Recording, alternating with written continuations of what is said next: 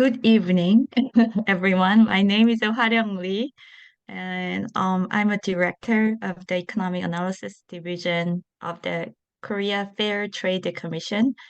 I'd like to thank you so much for having me today, and it's a great pleasure to share Korean case with the MCII community.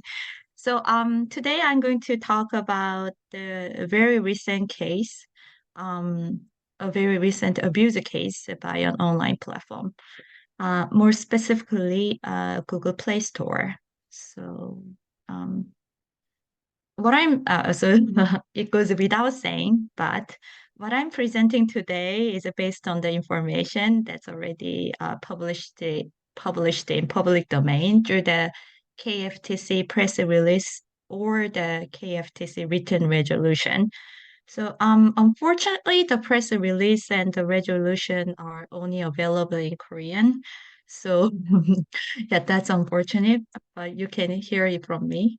And the views expressed in this presentation is totally mine and not of the KFTC. So I did my homework, and then here's a plan of today's talk. So I'm going to walk through the case first. So here, before we get into the details, let me just give you a quick summary of the case. In April of this year, the KFTC decided that Google abused its market dominance in the market for app stores through exclusive dealings with mobile game developers. So this case dates back to June 2016 when one store was launched. So we have three major telecom companies in Korea, SK Telecom and Korea Telecom, which is KT, and LG U Plus. And each of them had an app store pre-installed on the mobile devices served by each their carrier. And we have this neighbor, Korea's largest search engine and portal platform. And Naver had also had an app store, but there were no match to for the Google Play Store. So they decided to integrate their four app stores to launch a single app store named One Store.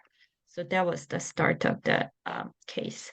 Right after the launch of a One Store, Google started to induce game developers to release their game titles exclusively on Google Play and in return offer to provide marketing support, such as featuring in Google Play and support for global expansion. And as a result, One Store struggled to secure new games, especially hit games, and lost its competitiveness as an app store. The commission determined that Google's search actions were exclusionary and anti-competitive, and as a remedy, the commission ordered Google to have an internal monitoring system to prevent similar actions from happening again. Um, by the way, Google's action went on for 2 years and then stopped right after the KFTC's on-site investigation into the matter. So yeah, the action had stopped um, at the point of this um, session. So let me move on to the features of a mobile game industry. Most mobile games are distributed through app stores. And app stores, such as Google Play and Apple's App Store, typically charge 30% fee on apps and in-app purchases. And the mobile gaming industry has several unique and important features that you should be aware of to understand this case. So above all, games are crucial for the survival of app stores because they are the primary source of revenue, accounting for over 90% of domestic sales in app stores. And when it comes to the performance of each game, the first few weeks after launch are very important. So the analysis of the actual game data from Google Play showed that downloads and sales were concentrated in the early periods after launch. Specifically, in the year after launch, 59% of downloads and 28% of revenue occur within 1 month of launch on average. And therefore, in general, the initial stages of a game's release are typically a very crucial time when it attracts the most users and generates the most sales. And once downloaded, more revenue can be uh, expected through in-app purchases of game items and such in the long run. So this you can say that there is a very narrow windows of opportunity for a game to be successful. Also, the mobile game industry is a hit driven in nature. By that, I mean hundreds of games that come out every single day, but only a few developers and games are massively successful and account for most of the revenue. In Korea, we have three major game developers. It's just a coincidence, but they happen to have they all have names starting with a N. Nexon, NCSoft, and Netmarble. So they are collectively called the three Ns. And their games account for nearly half of the sales in the Google Play games sector from 2015 to 2018. Also, the top 50 games by monthly sales on Google Play accounted for more than 70% of the total consumer spending in the Google Play games sector during those periods. And the mobile game industry has shown remarkable growth, not only domestically, but also globally as the use of mobile devices increases. And Korean mobile game developers have also begun to actively seek global expansion. This table shows the share of overseas sales of major game developers in Korea. So I can't tell you the exact number, but just by looking at the range, you can see that the proportion of overseas sales has increased notably. And there is a feature. In this case, the main benefits offered by Google Play in exchange for exclusivity are featuring and support for global expansion. So, what is a featuring?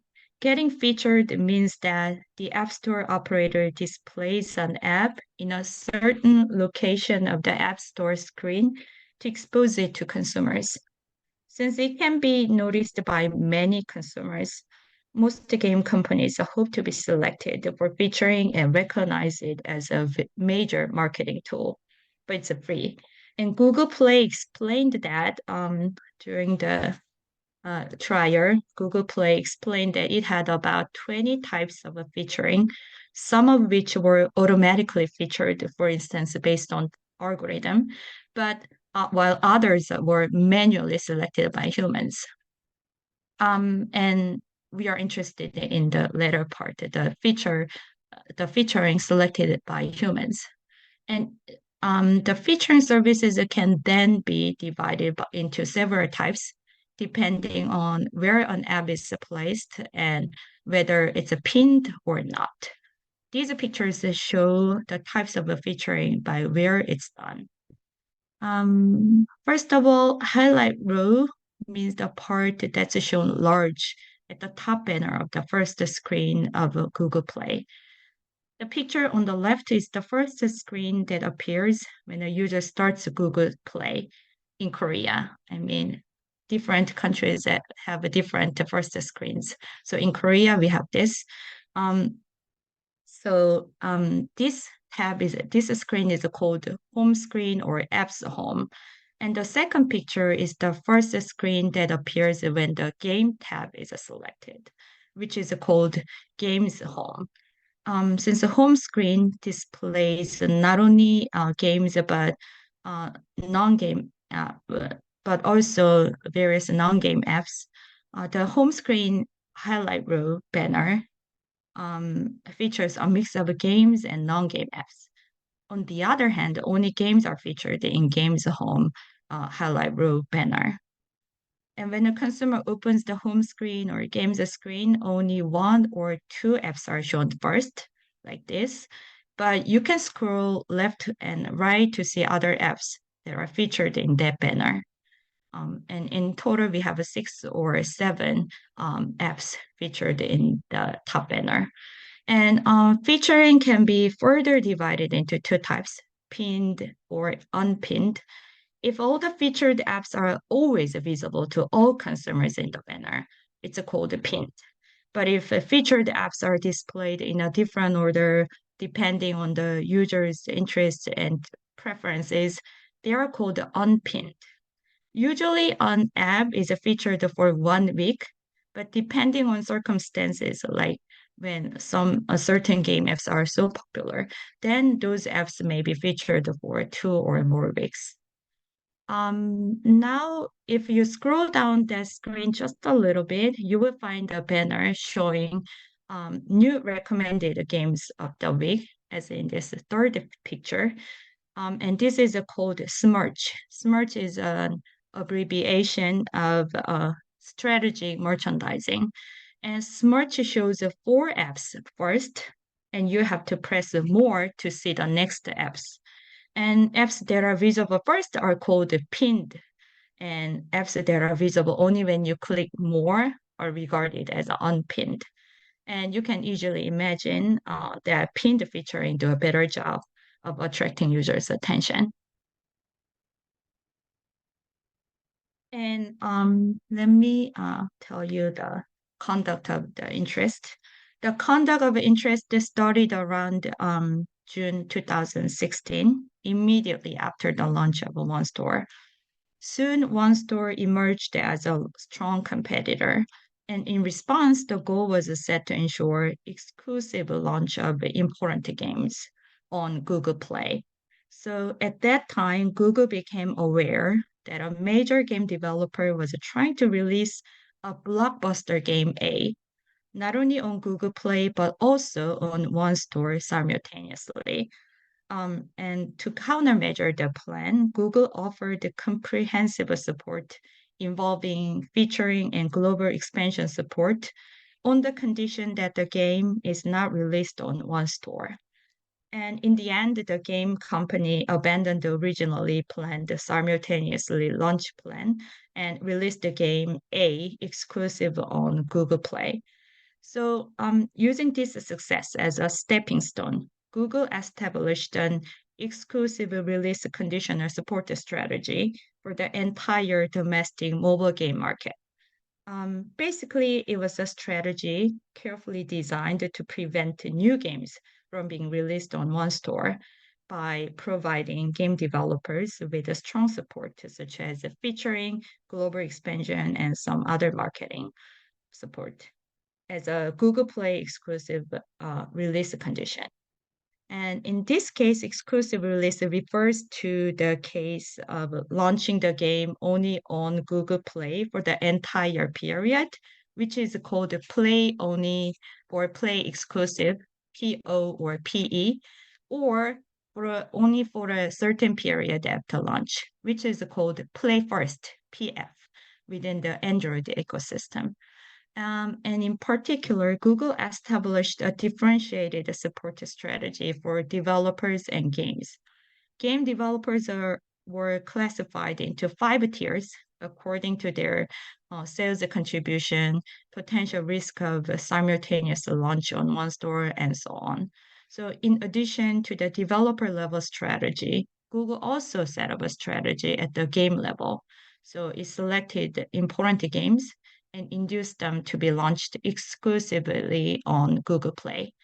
So they selected most important game, which they called the PO titles among newly released games, and had given special care to secure PO games uh, available only on Google Play. So the P in PO means a priority. So PO refers to the most important game with a top priority. So this table summarizes Google's support packages by developer tiers. So Google evaluated game developers and classified them into tiers. and came up with a differentiated support scheme for each tier. For example, top 4 is a top tier that includes, well, the top 4 game developers with the largest percentage of sales on Google Play. These developers are actively seeking to go overseas. So Google established an all-out defense strategy against the release on one store. So Google planned to provide them with the support for global expansion, co-marketing, and featuring on the condition of exclusive launch on Google Play. And then double M stands for mobile majors, and these developers are further divided into some groups. So double M tier 2 game developers are the second most important Korean mobile game companies after top 4. Google evaluated that these developers need more presence in Korea.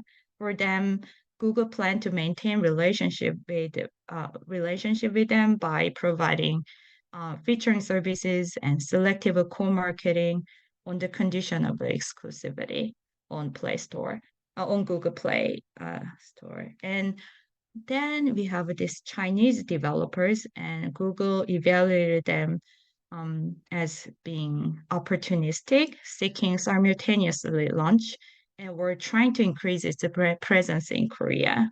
And Google wanted to build a relationship with them and prevent them from releasing on one store by offering marketing supports such as a pinned featuring on the condition of exclusivity. And there's a third type. Double M others are game developers mainly active in Korea. For them, Google tried to support their games selectively on the condition of exclusive release on Google Play. And lastly, AAA developers include major PC game-oriented developers, hoping to move from PC to mobile. And Google tried to selectively invest in this relationship with them. Specifically, they tried to secure exclusivity by helping their mobile debut.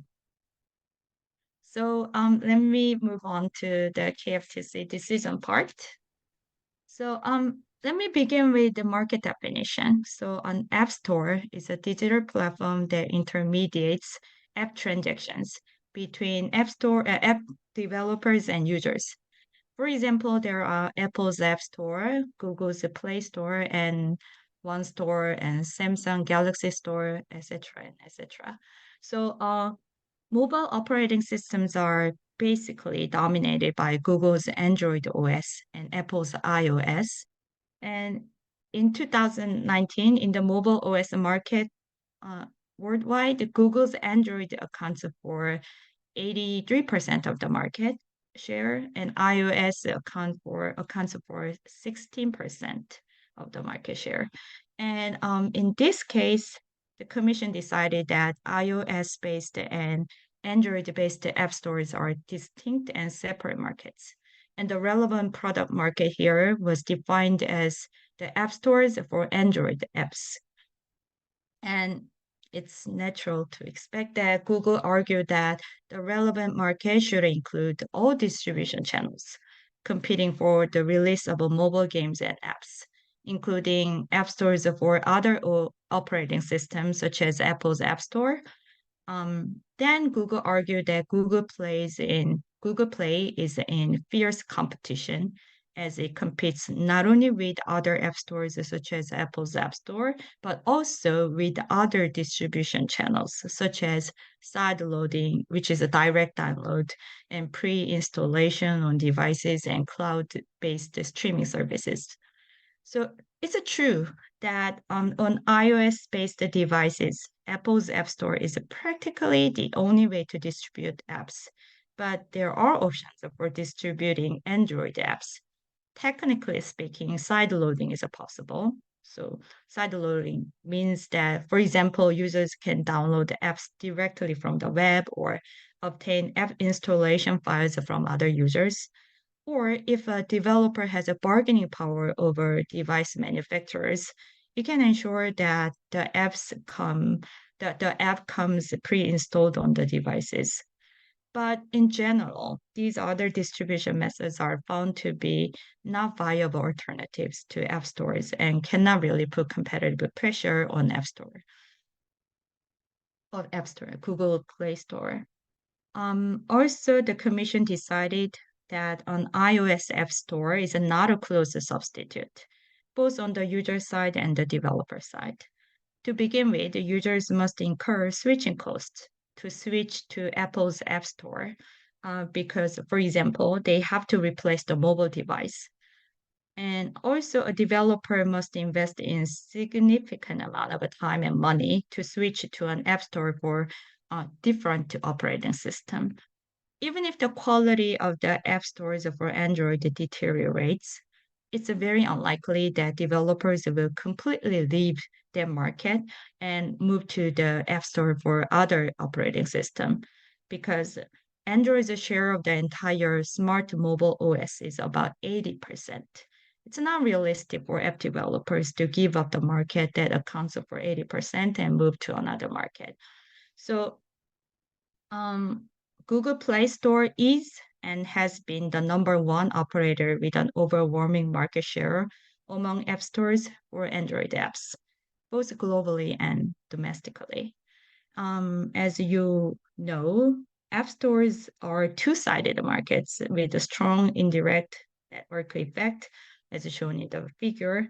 On the one side, users prefer the app stores with many games, especially popular games.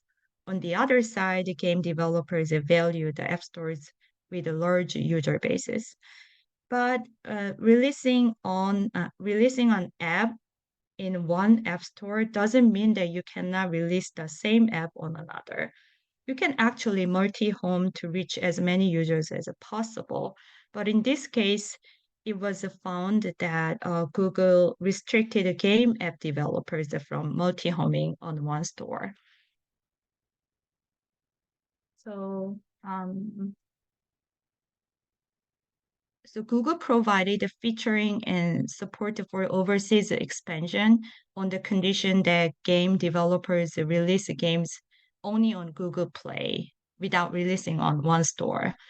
And at this point, some people might wonder what's the harm in there. After all, Google is helping game developers in need, and this exclusivity conditional support is just a suggestion. Furthermore, in this case, it's not like the exclusivity terms were stipulated in a written contract and legally binding, but exclusive dealings do not need to be contractual or legally enforceable to be found anti-competitive. Also, they do not need to be in a way that gives a penalty when exclusive condition is not met. Rather, it can be a way of giving benefits when complying with the exclusivity condition. Because if you think about it, not giving benefit is just like giving a penalty, although the seriousness of competitive harms could be less. So, loyalty discounts, for example, offer lower prices when a certain quantity or more is purchased, but they could be exclusionary and anti-competitive. This is because even if it's not necessarily forcing exclusivity conditions by twisting the developer's arms, presenting unacceptable conditions um, and making them agree can be just as presenting acceptable conditions and making them agree can be just as effective. So let me remind you a very famous phrase from a movie Godfather. I will make him an offer that he can't refuse. So, given Google's dominant position and support in the domestic and international end market, the commission determined that game developers were bound to take this offer, in that it had no viable choice but to comply with the exclusive conditions in order to receive such a support. So first of all, Play Store featuring is a highly effective means of exposing games to consumers. It's a marketing tool that's most exposed on the first screen of a Google Play and has a positive impact on game performance. Since hundreds of games are released in an app store every day, game developers need to ensure that the game is effectively exposed to consumers at the time of release. It should be noticed by consumers, especially before and right after release. So featured apps are exposed to organic users who are interested in games and so access an app store. Also, in a physical sense, the featuring banners occupy a very large portion of the actual screen, and it's particularly good to receive attention from users in a mobile setting with the small screens. Also, it's said that featuring is effective in creating the sensation that the game is it and is very popular. So it raises the possibility of a success. And both Google and developers were well aware of the positive impact of the featuring. Google were aware that game developers consider featuring to be more important than other methods to find apps, such as search and advertising, and that developers feel disadvantaged if they are not featured or do not get pinned.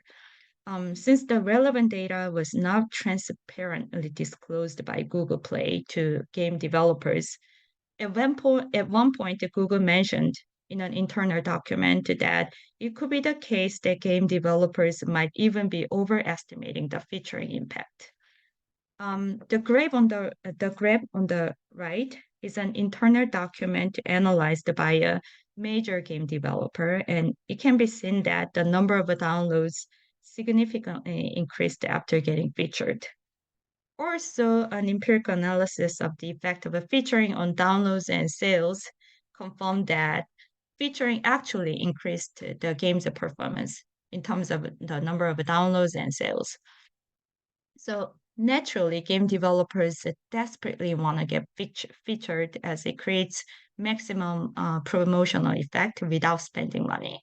And Google claimed that the effect of a featuring was exaggerated, but even if it's the case, as long as the game developers believe in the effect of a featuring and want it, it will be still valid.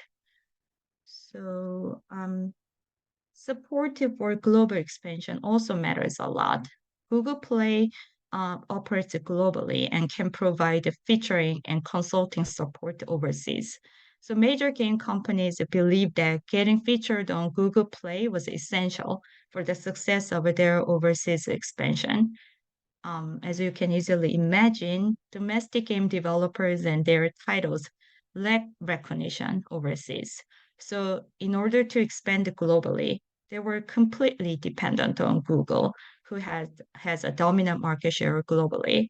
So, Google knew that game developers recognized the support for global expansion as useful and important, and presented this global expansion support to game developers as a bargaining chip on the condition of exclusive release of Google Play. And in the end, based on their overwhelming market share, Google had the power to suggest the support plans that are difficult for game developers to refuse. And game developers want to maintain the relationship with Google, and it was very important for them, so they just took the offer.